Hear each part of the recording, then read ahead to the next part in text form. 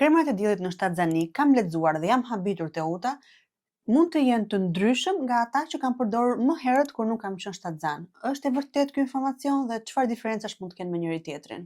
Është e vërtetë Agida, kremrat që përdorni në shtatzani duhet të jenë kremra natyral me sa më pak kimikate, sepse lëkura e përthith kremin dhe lëndët sigurisht përmes rrjedhës së gjakut shkojnë dhe te fëmia dhe mund të kenë efekte negative. Dhe kremi që përdoret më shpesh sigurisht është kremi i diellit dhe për këtë arsye këshillohet që kremrat e diellit të përmbajnë filtra fizik.